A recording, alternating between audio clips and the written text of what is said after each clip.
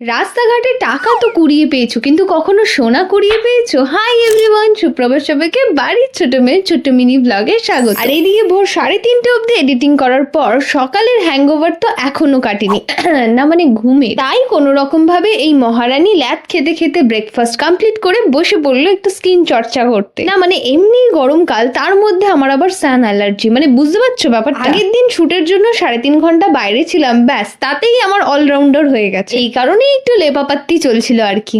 আর আগের মিনি ব্লগে আমার কিছু মিষ্টি সাবস্ক্রাইবাররা আমার কাছে আবদার রেখেছিল যাতে তাদের নাম আমি ভিডিওতে নিই। So hi Susmita, Mrittika, Suchitra, Nandini, Megha, Debjani, shout out to all of you. আর যাদের নাম নিতে পারিনি চিন্তা নেই বাবা, খুব তাড়াতাড়ি একটা কিউএনএ ভিডিও আসছে, সেখানে আমরা জমি আড্ডা দেব।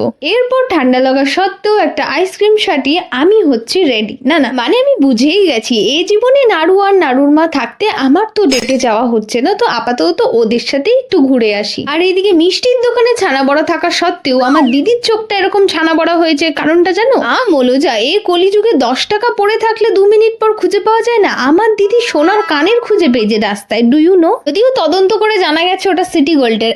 তো আচ্ছা চলতা হো দুয়া মে ইয়াদ রাখনা, এরকম দুষ্টু মিষ্টি সিরিজ দেখতে হলে বাড়ির ছোট মেয়েকে সাবস্ক্রাইব করতে ভুলো না। টাটা সবাইকে, হুশ।